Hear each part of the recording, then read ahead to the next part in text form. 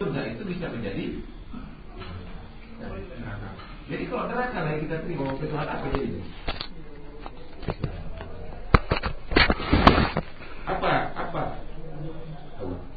Apa neraka itu? Tanda neraka itu apa?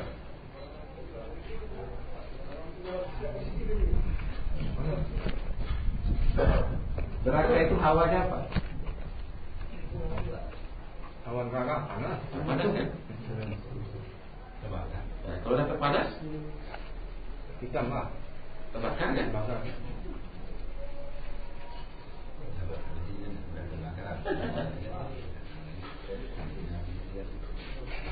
Jadi saudara sujud ke apa ini? Pasrah kepada bumi itu, Pak. Kenapa bacakan isi bumi ini dia? Bumi ini bisa menghanguskan kita, bisa juga mencerahkan wajah. Cerah apa hangus muka? Kalau kita sering sujud, sering sholat kan sujud kan? Ya pasti dalam sujud maka ada tanda kan? Boleh kan sudah? Apa enggak? Saya udah paus dulu. Begitu turun dari pesawat itu ya. Tidak hitam.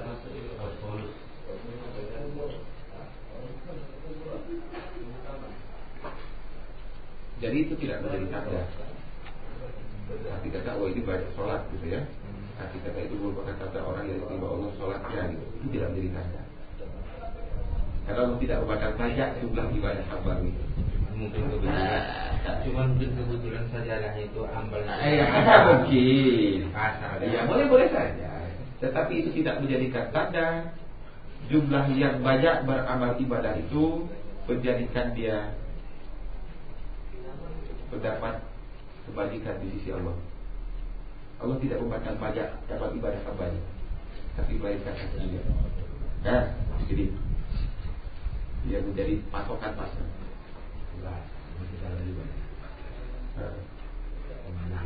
Nah, ini dia perlu. Panjang kan? Nah, ini yang perlu. Ini yang perlu kita gali. Jadi kalau masalah rukun, ada buku yang tercetak 8.000. Kalau masalah rukun, iya kan? Tidak perlu lama-lama belajarnya. Rukun, syarat, batal, haram, halal, makruh dan mubah ya. Dalam ibadah, buku yang tercetak dari harga 8.000. Tapi masalah hati dia cukup mahal. Tak ada pula kitab yang dijual. Karena Muhammad sendiri pun bukan kepada manusia yang menyerahkan diri untuk mencuci hati dia itu. Contohnya kepada malaikat Jibril.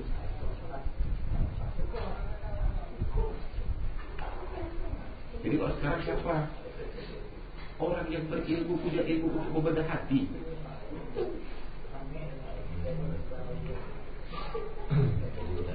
Iya.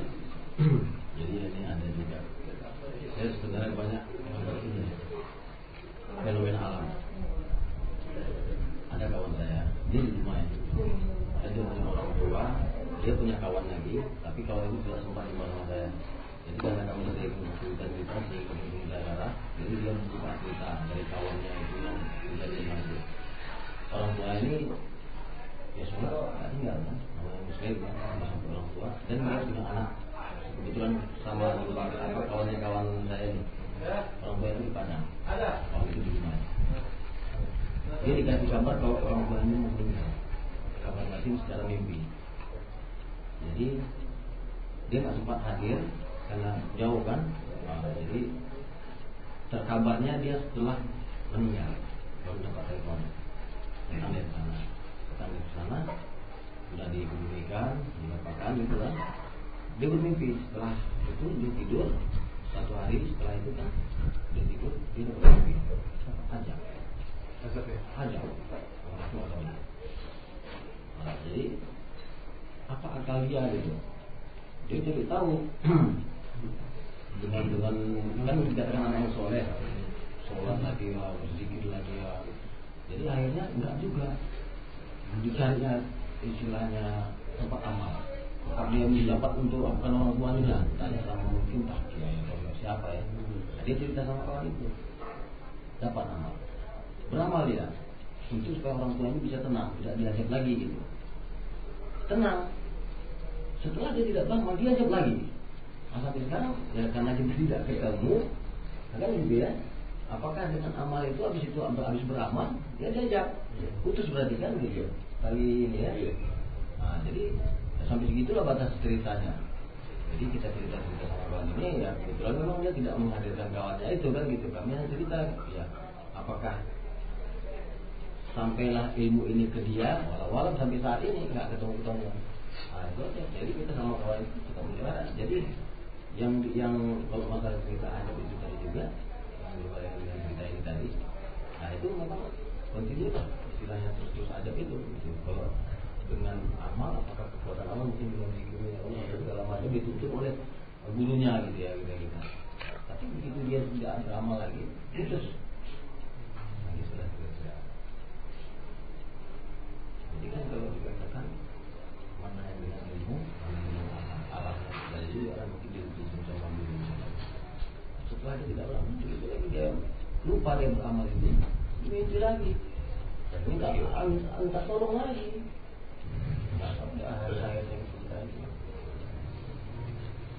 Jadi kan batas itu kekuatan amal itu kan, dan yang bisa dia bantu hanya kekuatan rohani itu.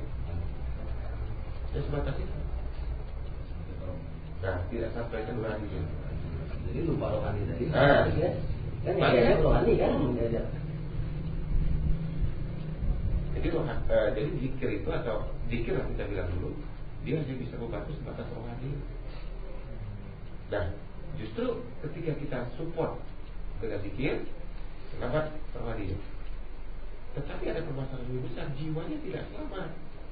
Justru jiwanya itu yang paling berontak sebenarnya jiwa itu. Maksudnya? Oh enggak, itu aja. Itu aja.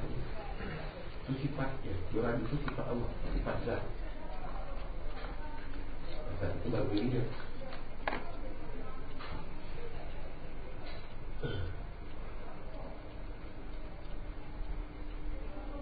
Makanya ilmu ini maka tiga ilmu itu yang dituntut itu maka ini maksudnya kita tuntut ilmu tauhid serta maksud tadi dengan ilmu yang berpikir untuk menyelamatkan rohani kita tuntut ilmu tasawuf untuk menyelamatkan jiwa kita tuntut ilmu fikih untuk menyelamatkan badan jasmani kita, ya kan? Jadi kalau baru ilmu amal tadi aja kan baru rohani, jiwanya tuntut ya. Jasmani saja kalau tidak dilaksanakan tuntut ya. Kapan dia menunjukkan tuntutan? Diganti dari sakit ya. Tidak beramal kita, tidak beribadah kita, tidak sholat, puasa, zakat, haji. Nah, itu tuntut dia tuh. Bagaimana tuntut dia? Diganti dengan penyakit. Maka ibadah itu supaya jangan digantikan Allah, maka dicicillah, dilaksanakan terus gitu.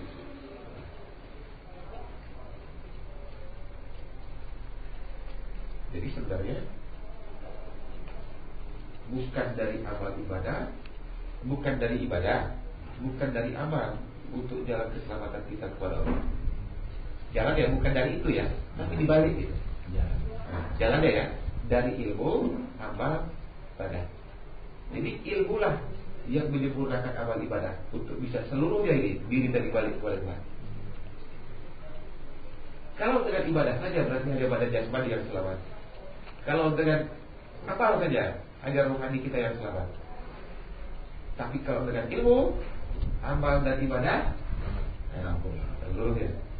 Jadi ilmu dulu kunci ya. Ini cakup semuanya. Nah, jadi kalau sudah jalan menuntut ilmu, maka ada jaminan ibadah itu, ada jaminan amal itu. Saya tahu tidak dia? Boleh dikasihkan. Kalau saya bilang bisa tahu berarti kira-kira saya pula yang nama-namai kan? Berarti saya akan sendiri. Kata-kata tidak ahli, siapa yang tahu dia yang merasa. Ya kan? Jadi kita kasih supaya tahu, sudah tahu, rasakan sendiri. Gitu. Saya gak ambil hak orang ya kan? Saya bilang gitu, jadi jangan kan? Berhayal begitu kan. tahu tak kita bahwa sholat kita diterima Allah atau tidak? Ya. Kalau nggak tahu apa boleh kerja? Iyalah dia lah pula. Kita katanya kan tak ada yang tahu kan? Nah, ya secara logika itu biasa aja. Ya kan? Begitulah. Harus ke rumah Pak Yul. Tak tahu kamu juga masih. Oh, sama rumah Pak Yul. Ubah aja lalu boleh. Ya kan? Tahu, ambil bapak dia. Dah biasa. Keluar Pak Yul. Apa yang terjadi? Tidak usah akan dapat upah. Upahnya memang ditanam dari rumah. Itu betul jawaban saya. Kalau memang tak tahu yang berarti dia tidak untuk apa kerjakan? Betul. Kalau tidak tahu sia-sia kalau yang dikerjakan. Jadi sekarang bukan masalah sholat yang salah kan? Tadi kan? Tak dikerjakan sholat, salah juga kan gitu kan? Berarti yang salah kan bukan sholatnya. Sholatnya sudah benar, tapi kita yang melaksanakan sholatnya belum benar. Perbaikannya jadi ada yang boleh perbaiki gitu. Itu diterima atau tidak? Nah, baru tahu yang diterima atau tidak. Oh, aku belum terima Tuhan sholat, berarti aku tidak perlu sholat. Betul, tidak perlu sholat. Tapi supaya sholat diterima macam mana? Kan ini, baru sholat lah, nggak bisa gitu. Iya kan? Wajib. Makanya apa yang kurang kan ini kan? Oh, aku tidak bisa sholat kalau memang hanya sekedar saya. Jadi apa yang mesti ku gali lagi? Apa yang mesti ku pelajari lagi? Apa yang mesti ku tutup lagi sehingga sholat syariatku ini bisa diterima? Kan gitu ya? Karena memang tidak ada perintah sholat untuk manusia itu tidak ada perintah sholat ya? Tak bisa. Ada manusia yang suruh perintah sholat. Jadi siapa itu? Kan? Ya ayyuhalladzina amanu kan? Hai orang-orang yang beriman kan? Bukan. Jadi orang yang beriman ini ada dia. Yang dimaksud orang beriman di apa kan ini kan masalahnya. Jadi apa juga? Iyalah. Itulah standar kita, itulah dasar. Bukan kita ikut Islam dulu kan? Iya kan? Ini fondasi lu beriman dulu, baru bisa rukun Islam. Bicara itu dalam dokumen itu ada Islam. Kira-kira pemahaman kalian apa? Ada orang menafsirkan bahwa ini akan digulung lautan apa di dalam kan itu. Itu ada di mana dah pula itu. Iya. Betul. Iya kan? Iya. Itu mana dia pemahaman? Iya betul itu lah. Betul itu kan. Cuma kita yang salah artikan. Keterangan itu betul. Gunung akan hancur, lautan akan mengering, kan? Angin akan berhenti, bumi akan berhenti berputar. Tetapi jangan alam luas diam dituju dulu. Iqra bismi rabbikal ladzi khalaq dulu. Ini bakal hancur, ini pikirkan alam luas itu usah pikirkan, itu bisa Tuhan. Alam kita dipikirkan ini. Ini dipikirkan. Bakal selamat nggak ini alam diri? Alam diri. Kalau alam yang luas itu bukan urusan apa? Yang dimaksud petunjuk sana itu kemarin dulu. Punya awak dulu. Punya awak ini. Di sini ada lautan. Iya kan? Di sini ada gunung. Di sini ada angin, ada api, ada air, ada tanah. Ini diurus dulu supaya tidak dikiamatkan Allah. Kalau kiamatkan Allah dihancur lagi tadi. Kalau alam luas tidak usah pikirkan. Iya, kalau kiamatkan Allah udah mati, tahu apa ya? Ya kan? Mati kita dulu, tidak tahu kiamat gitu kan? Dikiamatkan Allah nggak alami, tapi udah mati kan nggak tahu. Nah, yang bakal kiamat di laut dia. Di bakal kiamat.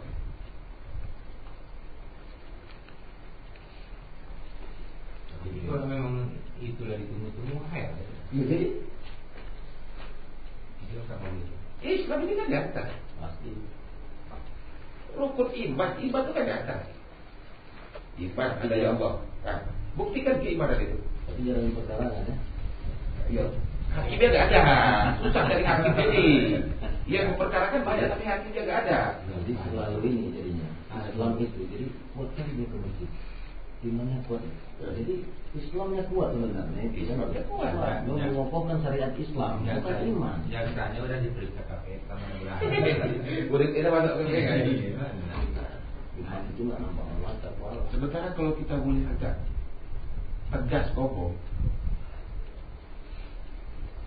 sholat atau ibadah itu ada tanda-tanda. Tanda-tanda orang beriman. Bukan sholat itu orang beriman, jangan salah. Tanda-tanda. Kan banyak orang sholat kan, belum tentu beriman kan?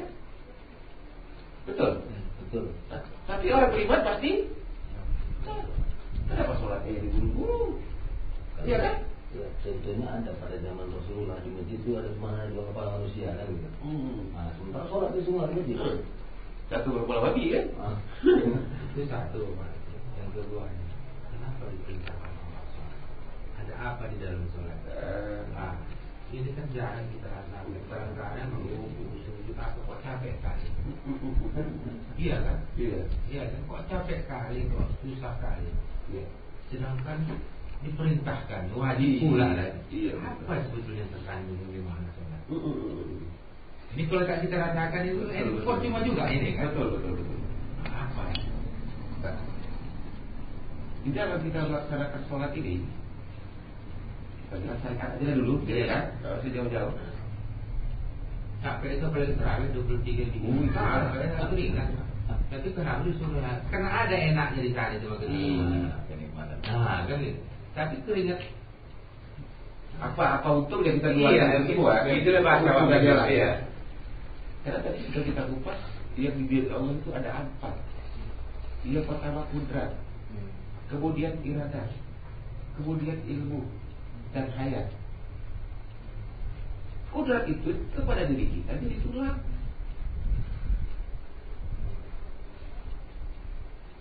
Iradah jadi kita pada kita jadi nafsu. Kemudian ilmu itu jadi akal sama kita. Kemudian hayat jadi rasi akal.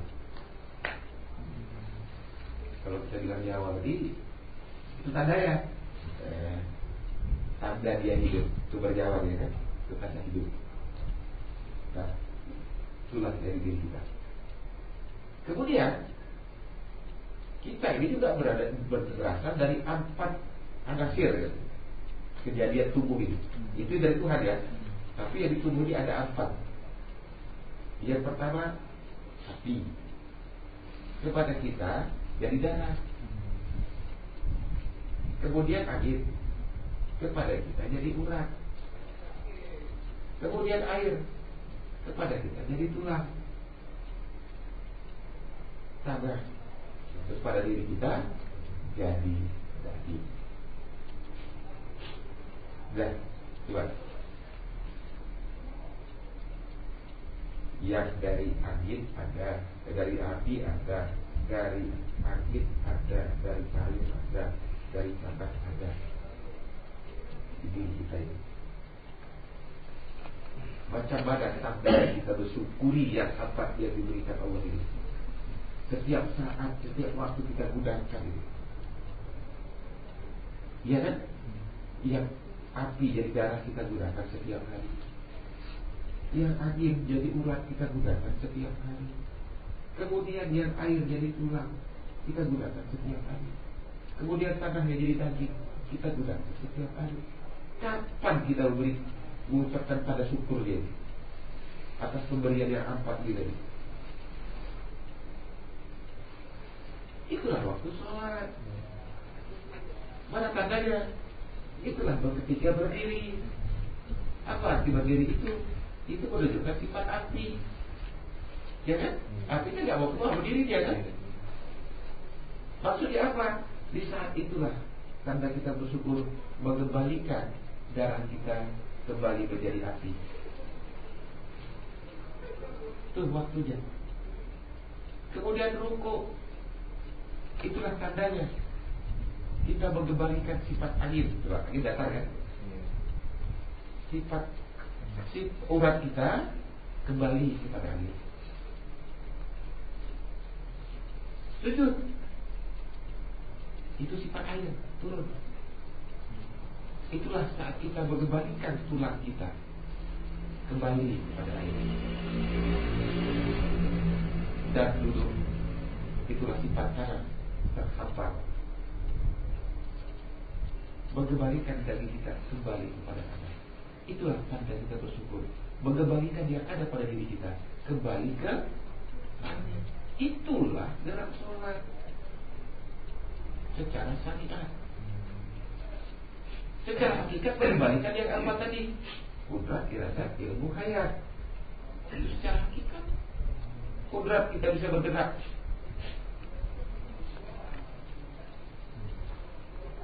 Kemudian kita bisa berkehendak. Kita bisa mengetahui sesuatu dan kita merasakan nikmat hidup. Itu yang kita kembalikan juga ketika melaksanakan sholat. Coba. Kalau ini terlaksana juga, apa bakal dihukum lagi jasmani kita? Apa bakal dihukum lagi jiwa kita? Kalau sudah kita kembalikan sekarang, ada kiamat lagi? Kapan kiamat? Ini udah dibalikan duluan. Ini udah dikembalikan semua katanya. Nah, dikembalikan duluan. Kapan kiamat lagi? Tapi sesuai ilmunya. Kalau hanya sekitar itu saja, nggak jadi juga gitu. Secara syariat itulah maksudnya. Coba. Gak usah dapat untungnya dulu. Gak dapat kiamatnya dan syukur ya. Jangan syariat dulu kan. Udah pasti gak bakal menghadapi kiamat. Kembali kepada tadi, bukan baca Al-Quran itu hebat enak. Ya baca Al-Quran itu. Karena udah mampu dia membaca yang tertulis kan. Bukan ayat kursi itu yang hebat. Yang duduk di kursi itu ya hebat. Pada yang bakal jadi pejabat tadi.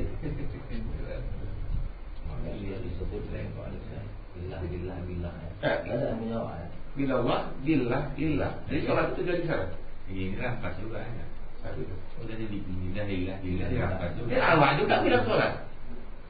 Capek-capek awak nyebut dia. Inna sholati wa nusuki wa mahyaya wa mamati lillahi rabbil alamin. Iya kan? Sholatku kita bilang, ibadahku, hidupku, dan matiku kita serahkan kepada Allah. Selesai. Ada sholat tadi. Ya, udah terserahkan pada sebab kita bilang kita juga yang sholat. Kita serahkan pada Allah yang selain alam ini. Itulah tafsir. Bertahan tafsir. Itulah.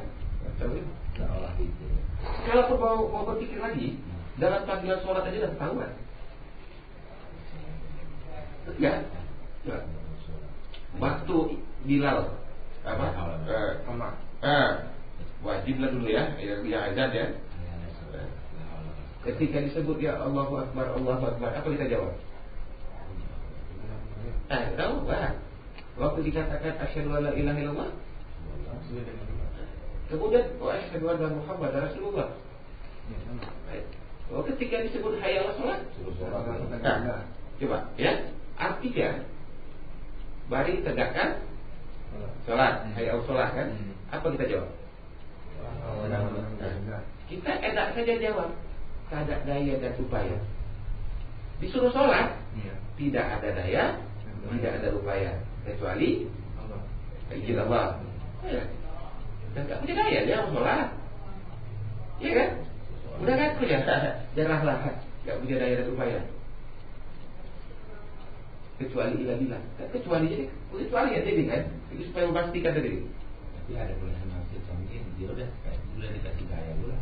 Udah dikasih daya pula dia. Iya jangan aku dia lagi sholat ini maksudnya ini kan. Itu ya zaman. Ini kan masalahnya kan. Ya kan? Berarti pengakuan tidak ada dan upaya untuk menegakkan.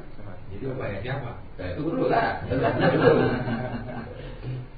Kalau kata orang Aceh gini, udah tahu pakcik baca sadat, tahu Ustaz, coba Tahiyatul Lughah. Bukan itu, nanti KKP juga. Nanti KKP juga pakcik. Nanti Ustaz KKP juga. Nanti KKP juga. Ya kan? Jadi kemudian hayya 'alas shalah, mari mencapai kebenaran.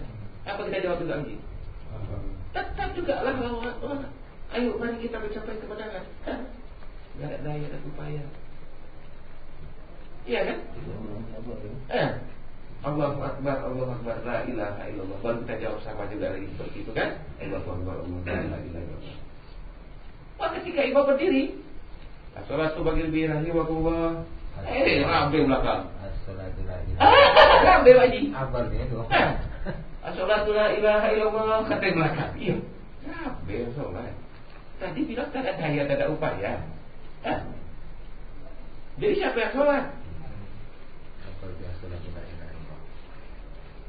Udah jelas. Saya lihat.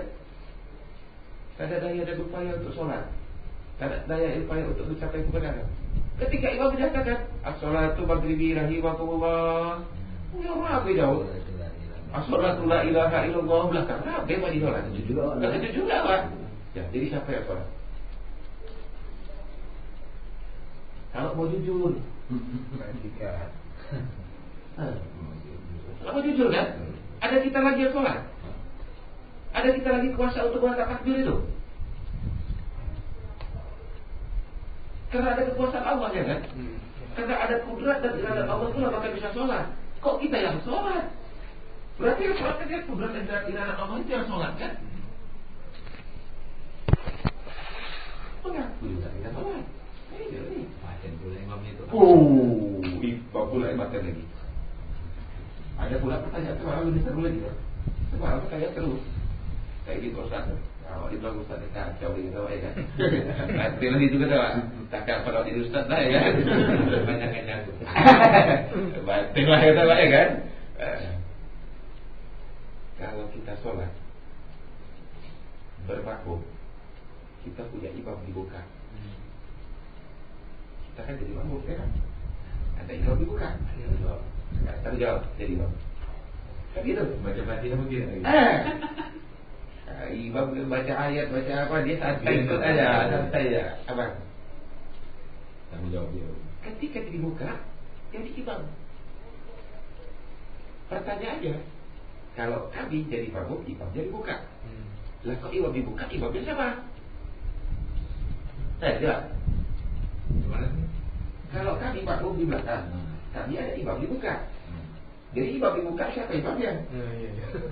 Saya pernah juga itu.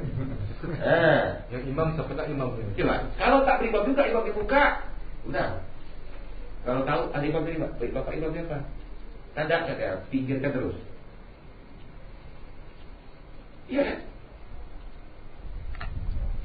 Makmum punya imam, jadi imam ke mana? Arahnya. Apa imamnya? Iya, makanya dikasih tahu kan gitu, biar tahu nanti ditanya kan. Masih imamnya kan gitu kan. Makanya dengan bulan Ramadan kita mau jawab dulu. Nah, itu. Imamnya kemana imamnya? Ya, kita tahu ya. Ya, kita ya tahu Pak. Itu bang, kayak saya senyum dari saya. Iyalah.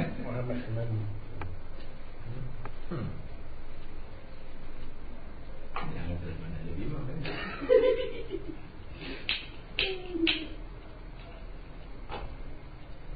Jadi bukan nyalahkan imam gitu.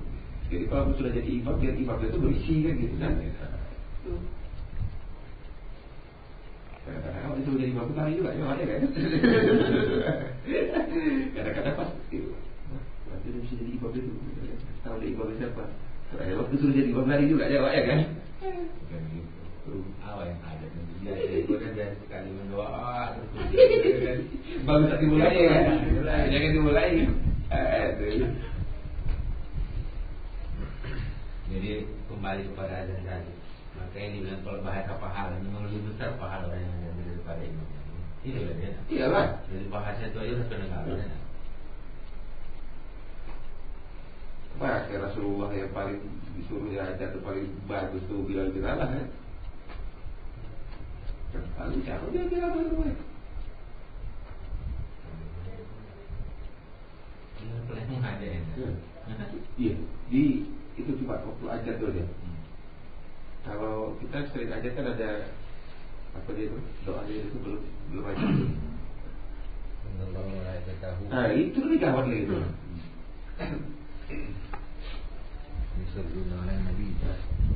Kalau mau diartikan, kalau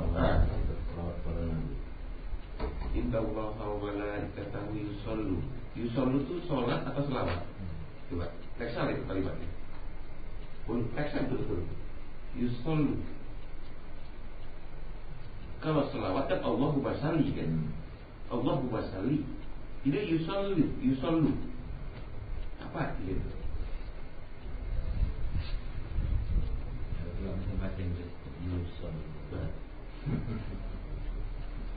Kalau selawat kan Allahu basalli kan? Nah, itu selawat.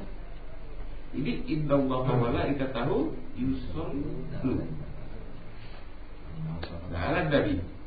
Ya, kalau salah ada lawak. Ustaz. Sebetulnya ya Allah dan malaikat berselawat. Yusuf, ya kalau selawat Yusuf. Karena itu kalimat ilmu menyatakan untuk selamanya tadi kan seperti itu kalimat dia kalimat untuk menunjukkan dia beserta malaikat itu selalu berselawat, senantiasa berselawat. Kalau Allahumma shalli ala Allah, ya permohonan kepada Allah, semoga Allah selalu ya memberikan kesejahteraan kepada. Ya itu selawat kan? Itu selawat kan, memberikan kesejahteraan kepada Nabi kan? Ya. Jadi yusolli jadi. Ya Allah jadi. Allah dan itu akan menunjukkan sesuatu kan, yang menunjukkan ini domir kan? Iya. Nah, Allah itu, Allah dan malaikat itu dia senantiasa memberikan keselamatan kesejahteraan kepada Rasulnya. Nah kan, secara kalimat aja udah hampir apa itu kan? Allah dan malaikat. Kenapa mesti Allah dan malaikat itu berselawat kepada Nabi itu? Kalau secara aja kan lebih tinggi martabat Nabi jadi ya. Coba kalimat itu. Kalau mau kita artikan gitu kan, Allah dan malaikat berarti ada dua nih kan? Allah sama malaikat berselawat sama Nabi. Kalau memuji siapa dia? Berarti kan Allah sama malaikat memuji Nabi kan? Kenapa mesti memuji Nabi? Kan kalimatnya itu. Kalau tadi saya sepakat dengan Pak itu ada ilmu lain ya, tadi itu sambil. Tapi kalau dia di dalam bentuk kalimat satu mulai ketika mau baca doa, berniat sambil banget tadi itu kan saya kan juga jumpa hubungannya itu entah ke Mahdi atau di Mahdi atau di Mulari ke sana setelah dia diucapkan dengan Inna Allah wa malaikatahu yusalli.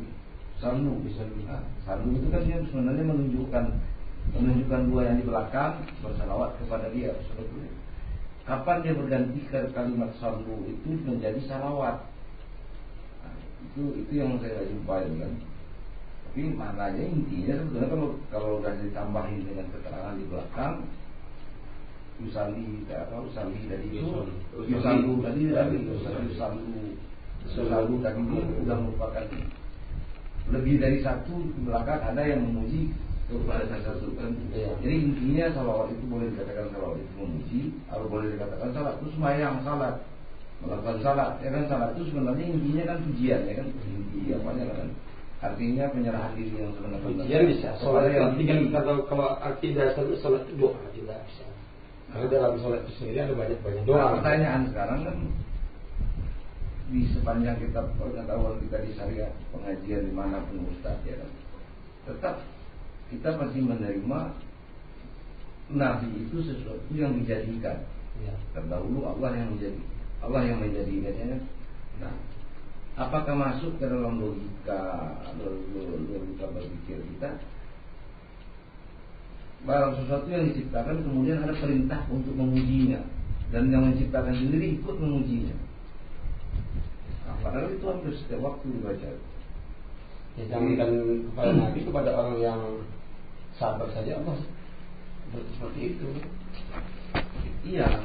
Pada orang sabar itu seperti itu dalam surah Al-Baqarah. Ini kalau Allah memerintahkan bisa, ya kan Allah memuji kepada orang yang sabar. sabar gitu kan.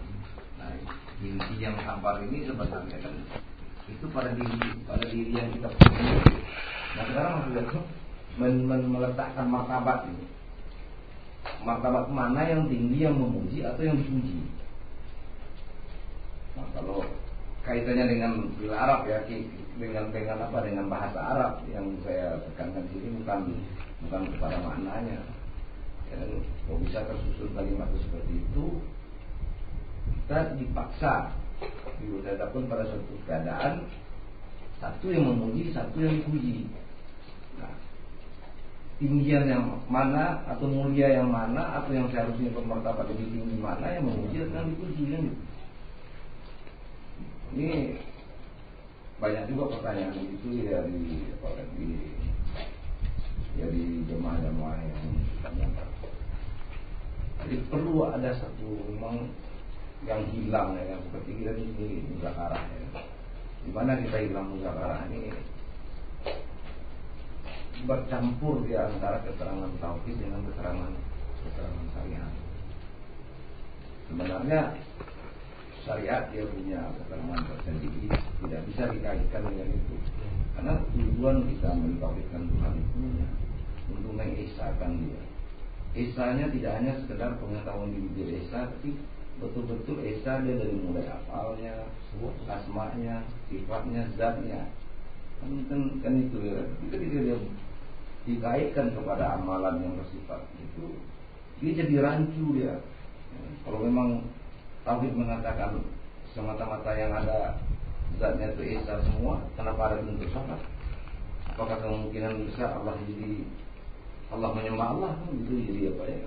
Ini pertanyaan yang sering timbul di ya para, mungkin Bapak tahu dengan Pak Kasro ya, ketua MDI. Ya banyak kajian yang di situ kan di kantor kan di minta jadi keterangan seperti itu. Bagaimana secara syariatnya dijawab oleh para ustadz itu kan? Ya, kita kalau sepanjang kalau mencerami kita memang tidak mau menyampaikan pertanyaan-pertanyaan yang ganjil-ganjil gitu. Satu juga timbul pertanyaan yang bercampur gitu. Bisa satu keterangan ayat mengatakan bahwa manusia itu la haula wala, tapi beberapa halaman setelah dijumpa kita Al-Kafi dikatakan tidak akan turban seperti kaum kalau kaum itu tidak umum berubah. Nah kalau kita analogikan hamba itu merupakan manusianya, kaum itu merupakan kelompoknya seperti kaum Quraisy, seperti kelompok orang-orang Quraisy, kaum Muhammadiyah, kelompok orang-orang Muhammadiyah atau kaum NU. Jadi, nah kalau seandainya kaum saja yang kita sebut, berarti kan kelompokannya. Nah setiap yang tidak berdaya dan upaya itu kalau kita bikin konotasi matematisnya lah sama dengan nol. Nol kan tidak ada apa-apanya juga. Nah, tidak ada apa-apa nol kan. Walaupun dikumpulkan satu kaum, katakanlah 1.000.000 nol, itu kan tetap nol ya. Nah, bagaimana mungkin ini kalau dia rancu dan berbisa di dalam yang kita muzakarahkan itu antara keterangan tauhid yang sebenar-benarnya, tauhid yang betul-betul usahakan untuk mengesahkannya dengan ibadah itu jadi rancu pemahaman itu. Jadi kadang-kadang kalau kita ikut alam ini jadi panas alam ilmu karena tidak ada terpisah antara ini. Kita cerita tauhid hakikat atau kita cerita di hakikat. Sementara yang ditanyakan atau yang berkaitan itu dengan yang berbentuk syariat. Padahal kalau kenyataan sehari-hari kita perhatikannya, mana duluan kita belajar, kalau katakanlah kita di dokteran belajar buka buku kita sampai tamat sampai habis semua berulang hafal surat segala